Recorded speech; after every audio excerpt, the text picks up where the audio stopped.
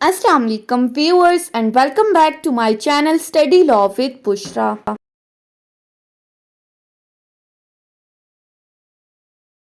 So we were discussing Constitution of Pakistan 1973. We have discussed up till Article 9. In today's video we are going to discuss Article 10 of Constitution of Pakistan 1973.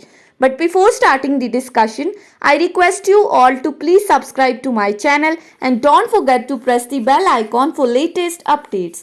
Do share this video with your friends and don't forget to comment your feedback. So let's move towards the discussion. Article 10 of Constitution of Pakistan deals with the topic of safeguards as to arrest and detention. Basically article 10 के अंदर हमें arrest और detention से related rights बताए हुए हैं।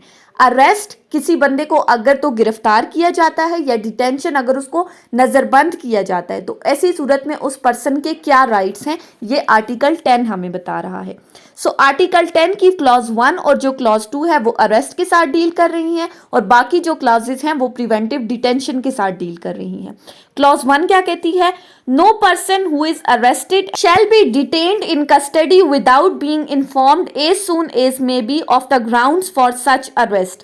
पहली part में क्या कह दिया क्लॉज 1 के कि किसी भी पर्सन को अरेस्ट करने के बाद आप अगर उसको अपनी कस्टडी में रख रहे हैं, उसको डिटेन कर रहे हैं, तो उसको इन्फॉर्म किए बगैर उस पर्सन को डिटेन नहीं किया जा सकता। यानी कि जिस पर्सन को भी आप अरेस्ट कर रहे हैं, उसको अपनी कस्टडी में रख रहे हैं, पहली रिक्वायरमेंट ये है कि आपने उस पर्सन को इन्फॉर्म करना है, उसको साथ ही साथ आपने रीजंस बतानी है, ग्राउंड्स बतानी है कि उस पर्सन के ऊपर क्या एलिगेशंस है जिसकी बिना पर उसको अरेस्ट किया जा रहा है या डिटेन किया जा रहा है। Secondly, nor shall he be denied the right to consult and be defended by a legal practitioner of his choice. Clause 1 का पार्ट 2 कह रहा है ना ही आप उस पर्सन को उसके राइट टू कंसल्ट से डिप्राइव कर सकते हो। अब राइट टू कंसल्ट से क्या मुराद है? मीन्स टू से कि जिस पर्सन को आपने अरेस्ट कर दिया है उसको रीजंस बताने के बाद आप उसको इस चीज़ से महरूम नहीं कर सकते कि वो अपने दिफा के लिए, खुद को डिफेंड करने के लिए अपनी मर्जी का कोई एडवोकेट हायर करे जो कि उसके इस केस को डील कर सके। सो क्लॉज 1 में without being informed, without disclosing the reasons, you can not detain any person or arrest any person, and secondly you can not deprive any person of his right to consult कि वो अपनी मर्जी का कोई भी advocate higher करे जो कि उसको डिफेंड कर सके, उसका दिफा कर सके। सो ये थी क्लॉज 1। क्लॉज 2 क्या कहती है? Every person who is arrested and detained in custody shall be produced before a magistrate within a period of 24 hours of such arrest. Clause 2 में कहा गया है कि जिस भी पर्सन को आपने अरेस्ट किया है या उसको डिटेन किया है, सबसे पहली जिम्मेदारी है पुलिस की कि वो विद इन 24 आवर्स उसको कंसर्न मैजिस्ट्रेट के सामने पेश करेंगे, excluding the time necessary for the journey from the place of arrest to the court of nearest magistrate. अब इसमें कौन सा टाइम एक्सक्लूड करने की बात की है? वो टाइम जो कि एक पर्सन को थाने से लेकर या जिस जगह से उसको अरेस्ट किया है उस जगह से लेकर मैजिस्ट्रेट की कोर्ट के सामने पेश करते वक्त जितना टाइम पीरियड दरमियान का जो ये रास्ते का टाइम पीरियड है, ये उस 24 आवर्स के टाइम पीरियड में इंक्लूड नहीं किया जाएगा, इस टाइम पीरियड को एक्सक्लूड किया जाएगा। And no such person shall be detained in custody beyond the said period without the authority of magistrate. और मैजिस्ट्रेट की अथॉरिटी के बगैर आप किसी भी पर्सन को 24 आवर्स से ज़्यादा अपनी कस्टडी में नहीं रख सकते। बेसिकली ये सेक्शन 167 सीआरपीसी रिमांड की बात की जा रही है, जिसमें हमने कहा था पुलिस का काम है विद इन 24 आवर्स उसने अपनी इन्वेस्टिगेशन कंप्लीट करनी है। अगर तो with in 24 hours investigation complete नहीं हो सकती तो वो मैजिस्ट्रेट से रिक्वेस्ट करते हैं कि फर्दर कस्टडी इस मुल्जिम की हमें दी जाए ताकि हम अपनी इन्वेस्टिगेशन को कंप्लीट कर सकें। तो अगर तो मैजिस्ट्रेट मजीद कस्टडी के लिए अलाउ करती है तब तो आप उस पर्सन को अपने पास रख सकते हैं, लेकिन अगर मैजिस्ट्रेट अलाउ नहीं कर रहा तो आप उस पर्सन को 24 आवर्स से ज़्यादा अपने पास नहीं रख सकते। सो क्लॉज 1 और क्लॉज 2 में हमें अरेस्ट से रिलेटेड हमें राइट्स बताए गए हैं। अब हम आ जाते हैं प्रिवेंटिव डिटेंशन के ऊपर। सो क्लॉज 3 से आगे हमें प्रिवेंटिव डिटेंशन से रिलेटेड राइट्स बताए जा रहे हैं। सो क्लॉज 3 को अगर हम देखें तो क्लॉज 3 में कहा गया है Nothing in clause 1 and clause 2 shall apply to any person who is arrested or detained under any law providing for preventive detention.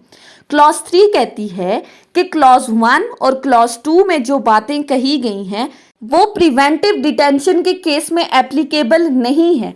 यानी कि क्लॉज 1 और क्लॉज 2 की रिक्वायरमेंट्स प्रिवेंटिव डिटेंशन के अंदर अगर किसी पर्सन को डिटेन किया है तो उस पर एप्लीकेबल नहीं होंगी। अब 1 और 2 में क्या रिक्वायरमेंट्स थी कि उस पर्सन को इन्फॉर्म किया जाना जरूरी है, उसको रीजंस बतानी जरूरी है, इसके अलावा आप उसके राइट टू कंसल्ट से उसको डिप्राइव नहीं कर सकते, विद इन 24 आवर्स आपने मैजिस्ट्रेट के सामने पेश करना है। प्रिवेंटिव डिटेंशन के केस में ये रिक्वायरमेंट्स फुलफिल करनी जरूरी नहीं है। उसके बाद आ जाते हैं क्लॉज 4 के ऊपर। क्लॉज 4 क्या कहती है? No law providing for preventive detention shall be made except to deal with the persons acting in a manner prejudicial to integrity, security or defense of Pakistan or any part thereof or external affairs of Pakistan, public order or the maintenance of the supplies or services. अब clause 4 में preventive detention को explain किया गया है कि preventive detention के अंदर आप किन पर्सन्स को डिटेन कर सकते हैं? कोई भी ऐसे पर्सन्स जो पाकिस्तान की इंटीग्रिटी, उसकी सालमियत, पाकिस्तान की सिक्योरिटी, उसके तहफ़्फ़ुज़ और पाकिस्तान के डिफेंस, उसके दिफा के अगेंस्ट कोई काम कर रहे हैं, या फिर एक्सटर्नल अफेयर्स ऑफ पाकिस्तान के अगेंस्ट, पब्लिक ऑर्डर के अगेंस्ट या मेंटेनेंस ऑफ दी सप्लाईज और सर्विसेज के अगेंस्ट अगर कोई पर्सन्स कोई एक्ट परफॉर्म कर रहे हैं जिससे पाकिस्तान की सालमियत, उसका तहफ़्फ़ुज़, उसका दिफा मुतासिर हो रहा है, तो उन पर्सन को प्रिवेंटिव डिटेंशन के अंदर डिटेन किया जाएगा। And no such law shall authorize the detention of the person for a period exceeding 3 months. और फर्दर बताया है कि जिन पर्सन्स को आप प्रिवेंटिव डिटेंशन के अंडर डिटेन करोगे उनको आप 3 मंथ से ज़्यादा डिटेन नहीं कर सकते। यानी कि जो मैक्सिमम टाइम पीरियड है डिटेन करने का वो 3 मंथ्स है, unless the appropriate review board has after recording his reasons and reported and before the expiration for the said period that there is in its opinion sufficient cause for the such detention. अब 3 महीने से ज़्यादा आप उसको detain नहीं कर सकते until and unless review board ने उसके केस को रिव्यू किया हो, उसको देखा हो और साथ ही साथ उन्होंने देखने के बाद अपनी रिपोर्ट तैयार करने के बाद ये बताया हो that there is a sufficient reason कि इस पर्सन को मज़ीद टाइम पीरियड के लिए डिटेन किया जाना ज़रूरी है, तो वो उनको डिटेन कर सकती है मज़ीद 3 मंथ्स के लिए।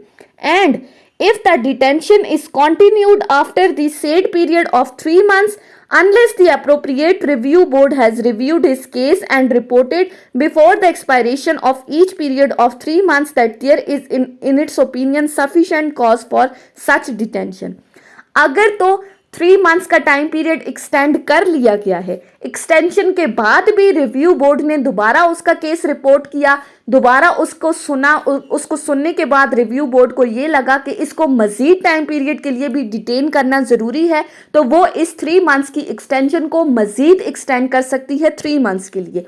यानी कि पहले 3 मंथ्स के लिए उसको डिटेन किया, रिव्यू बोर्ड ने देखा कि इसको मज़ीद डिटेन किया जाना ज़रूरी है, वो 3 मंथ्स को मज़ीद एक्सटेंड कर सकता है। एक्सटेंड करने के बाद दोबारा अगर उसके केस को देखा और मज़ीद उसको लगा कि there is sufficient reason to detain this person, तो वो 3 मंथ्स के लिए मज़ीद भी उसको डिटेन कर सकती है। यानी 3 मंथ्स, 3 मंथ्स और 3 मंथ्स, जितना जितना रिव्यू बोर्ड को लगेगा वो एक्सटेंशन करती रहेंगी। अब ये रिव्यू बोर्ड क्या है, ये एक्सप्लेनेशन हमें बता रही है। In this article, the appropriate review board means, अब appropriate review board का क्या मतलब है? यानी कि फेडरल लॉ के केस में अलग है और प्रोविंशियल लॉ के केस में अलग है। अब फेडरल लॉ के केस में रिव्यू बोर्ड में कौन कौन होगा? In case any person detained under federal law, a board consists appointed by Chief Justice of Pakistan. Pakistan का जो चीफ जस्टिस है वो फेडरल लॉ के केस में रिव्यू बोर्ड बनाएगा, जिसमें हमारे पास एक चेयरमैन होगा और 2 और पर्सन्स होंगे। वो 2 पर्सन्स कौन होंगे? वो जजेस होंगे। कौन से जजेस होंगे? या तो सुप्रीम कोर्ट के जजेस होंगे या हाई कोर्ट के जजेस होंगे। इसके कंट्रास्ट में अगर हम देखें तो प्रोविंशियल लॉ के केस में रिव्यू बोर्ड से क्या मुराद है? प्रोविंशियल लॉ के केस में any person detained under provincial law, the board appointed by Chief Justice of the High Court. Provincial law के केस में बोर्ड कौन बनाएगा? हाई कोर्ट का चीफ जस्टिस बनाएगा, जिसमें हमारे पास एक चेयरमैन होगा और 2 मजीद बंदे होंगे। वो मजीद बंदे कौन होंगे? वो जजेस होंगे। कौन से जजेस होंगे? वो हाई कोर्ट के जजेस होंगे। अब ये जो हमने जजेस की बात की है, ये जजेस सिटिंग जजेस भी हो सकते हैं जो अभी मौजूद हैं, या जो रिटायर्ड जजेस हैं सुप्रीम कोर्ट के या हाई कोर्ट के, वो रिटायर्ड जजेस भी इस रिव्यू बोर्ड का हिस्सा बन सकते हैं। सो फेडरल लॉ के केस में chief justice of Pakistan appoint करेगा, प्रोविंशियल लॉ के केस में chief justice of high court board appoint करेगा। अब इसके साथ एक्सप्लेनेशन 2 कहती है, The opinion of a review board shall be expressed in terms of the views of the majority of its members. अब explanation 2 में बेसिकली बताया है कि जो रिव्यू बोर्ड का डिसीजन है वो किस तरह से प्रिवेल करेगा। अब रिव्यू बोर्ड में कहा गया है कि जो मेजॉरिटी मेंबर्स का डिसीजन होगा वो प्रिवेल करेगा। मेजॉरिटी मेंबर से क्या मुराद है? 3 मेंबर्स हैं, तो जो 2 बंदे फैसला करेंगे उन 2 बंदों का फैसला प्रिवेल करेगा, अलग एक बंदे का फैसला प्रिवेल नहीं करेगा। उसके बाद क्लॉज 5 कहती है, when any person is detain in pursuance of any order made under any law providing for preventive detention, the authority making the order shell with in 15 days from such detention communicate to such person the grounds on which such order has been made and shall afford him earliest opportunity of making a representation against the order. Clause 5 कहती है कि अगर किसी person को preventive detention के under detain किया गया है तो ऐसी सूरत में जिस अथॉरिटी ने उसको डिटेन किया है वो अथॉरिटी उस डिटेंशन के 15 दिन के अंदर अंदर उस पर्सन के साथ कम्युनिकेट करेगी और उसको रीजंस बताएगी कि किन वजूहात की बिना पर उस पर्सन को डिटेन किया गया है, और साथ ही साथ वो उस पर्सन को ये अपॉर्चुनिटी भी प्रोवाइड करेंगे कि वो अपनी डिफेंस के लिए अपने लिए कोई एडवोकेट हायर कर सके, अपना मौक़िफ़ पेश करने के लिए वो अपना दिफा कर सके। इसी के साथ एक प्रोवाइजो दी गई है और वो प्रोवाइजो क्या कहती है? Provided that the authority making any such order may refuse to disclose the facts which such authority considers it to be against the public interest to disclose. अब इस प्रोवाइजो के अंदर कहा गया है, ऊपर हमने कहा कि उस पर्सन को रीजंस बताएगी विद इन 15 डेज। प्रोवाइजो कहती है कि अगर तो जिस अथॉरिटी ने उसके डिटेंशन का ऑर्डर पास किया है, अगर तो उसको लगता है कि इस पर्सन के सामने इन फैक्ट्स को डिस्क्लोज करने से पब्लिक इंटरेस्ट अफेक्ट हो रहा है, ये अगेंस्ट द पब्लिक इंटरेस्ट है, तो वो अथॉरिटी उस पर्सन को रिफ्यूज़ भी कर सकती है वो फैक्ट्स बताने से, वो ग्राउंड्स बताने से जिनके अंडर उसको डिटेन किया गया है, अगर तो पब्लिक इंटरेस्ट की बात इन्वॉल्व है। फिर क्लॉज 6 क्या कहती है? The authority making the order shall furnish to the appropriate review board all the documents relevant to the case.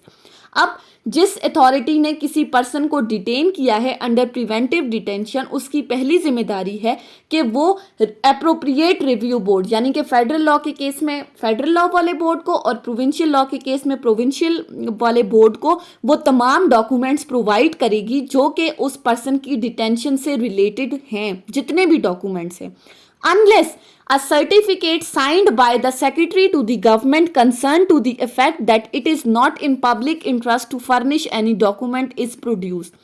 Until and unless जिस गवर्नमेंट ने उस पर्सन को डिटेन किया है उसी का सेक्रेटरी इन रिटर्न एक सर्टिफिकेट देकर ये कहता है कि हम आपको डॉक्यूमेंट्स प्रोवाइड नहीं कर सकते, क्योंकि अगर हम डॉक्यूमेंट्स प्रोवाइड करेंगे तो इससे पब्लिक इंटरेस्ट अफेक्ट हो रहा है, ये प्रोवाइड करना डॉक्यूमेंट्स पब्लिक इंटरेस्ट के अगेंस्ट है, तो वो इनकार भी कर सकते हैं डॉक्यूमेंट्स प्रोवाइड करने से। फिर उसके बाद क्लॉज 7 आ जाती है। क्लॉज 7 क्या कहती है? With in a period of 24 months commencing on the day of his first detention in pursuance of any order made under any law providing for preventive detention, no person shall be detained in pursuance of any such order for more than a total period of 8 months in the case of person detained for acting in a manner prejudicial to public order and 12 months in any other case. अब इस clause 1 के अंदर basically time period बताया है, duration of detention बताया है कि जिस दिन से पर्सन को अरेस्ट किया है, जिस दिन से उसको डिटेन किया है, उस दिन से 24 मंथ्स के अंदर अंदर किसी भी पर्सन को अगर तो उसने पब्लिक ऑर्डर के अगेंस्ट, पब्लिक इंटरेस्ट के अगेंस्ट अगर उसने कोई काम किया है जिससे पब्लिक इंटरेस्ट अफेक्ट हो रहा है, तो उस पर्सन को आप 8 महीने से ज़्यादा डिटेन नहीं कर सकते।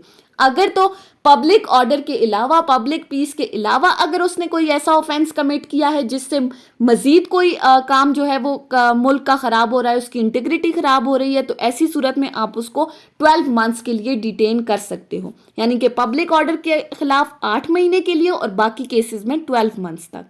इसी के साथ एक प्रोवाइजो अटैच की गई है और वो प्रोवाइजो क्या कहती है, that this clause shall not apply to any person who is employed by, works for or act on the instructions received from the enemy or who is acting or attempting to act in a manner prejudicial to integrity, security or defence of Pakistan or any part thereof, or who commits or attempts to commits any act which amount to anti national activity as defined in federal law. अब अगर हम इस proviso को simple words में देखें तो इसमें यह बताया गया है कि जो पिछली क्लॉज हमने डिस्कस की है जिसमें ड्यूरेशन बताया गया था डिटेंशन का कि कितने कितने टाइम पीरियड के लिए पर्सन को डिटेन किया जा सकता है, ये प्रोवाइजो कहती है कि वो क्लॉज किसी भी ऐसे पर्सन के लिए एप्लीकेबल नहीं होगी जो कि किसी भी एनिमी के इंस्ट्रक्शंस के अंडर कोई काम कर रहा है, यानी कि किसी दुश्मन के इंस्ट्रक्शंस के ऊपर या उसके अंडर कोई काम कर रहा है जिससे पाकिस्तान की इंटीग्रिटी, उसकी सिक्योरिटी या उसके डिफेंस को किसी तरह का कोई नुकसान पहुंच रहा है, या अगर कोई पर्सन कोई भी ऐसा एक्ट परफॉर्म करता है जो कि पाकिस्तान के खिलाफ है, एंटी नेशनल एक्टिविटीज़ परफॉर्म करता है, तो उस पर्सन के लिए ये ड्यूरेशन वाली क्लॉज एप्लीकेबल नहीं होगी, बल्कि गवर्नमेंट जितना चाहे, जितने टाइम पीरियड के लिए उसको डिटेन करना चाहे, वो उतने टाइम पीरियड के लिए उसको डिटेन कर सकती है। उसके बाद आ जाते हैं क्लॉज 8 के ऊपर। क्लॉज 8 क्या कहती है, the appropriate review board shall determine the place of detention of the person detain and fix a reasonable subsistence allowance for his family. Clause 8 में कहा गया है कि रिव्यू बोर्ड जो है वो ये डिसाइड करेगी कि इस पर्सन को किस जगह पर डिटेन किया जाए, यानी कि उसकी प्लेस ऑफ डिटेंशन डिटरमिन करेगी, और साथ ही साथ इस डिटेन्ड पर्सन की जो फैमिली है उसको कितना अलाउंस मिलना चाहिए, ये तमाम चीज़ें भी रिव्यू बोर्ड डिटरमिन करेगा। क्लॉज 9 क्या कहती है, nothing in this article shall apply to any person who for the time being is an enemy alien. Clause 9 में कहा गया है कि ये जो आर्टिकल 10 की अभी तक हमने जितनी भी क्लॉजेस पढ़ी हैं, ये ऐसे पर्सन पर एप्लीकेबल नहीं होंगी जो कि एनिमी एलियन है, यानी कि अगर किसी दूसरे मुल्क का बंदा आकर हमारे मुल्क में for the time being Pakistan की इंटीग्रिटी, सिक्योरिटी या उसकी डिफेंस के अगेंस्ट कोई काम करता है, तो उस पर ये क्लॉजेस एप्लीकेबल नहीं होंगी। सो ये थी हमारी आज की डिस्कशन आर्टिकल 10 ऑफ कॉन्स्टिट्यूशन के ऊपर, जिसमें हमने अरेस्ट एंड डिटेंशन से रिलेटेड राइट्स को पढ़ा है कि एक पर्सन के क्या क्या राइट्स हैं अगर उसको अरेस्ट या डिटेन कर लिया जाता है। सो आई होप कि आपको ये लेक्चर समझ में आया होगा अगर आपने इस वीडियो को अटेंटिवली सुना है तो। अगर आपको ये वीडियो अच्छी लगी है तो इस वीडियो को लाइक करें, कमेंट करें और चैनल को ज़रूर सब्सक्राइब करें। Thank you so much for watching this video. Till then, अल्लाह हाफिज़।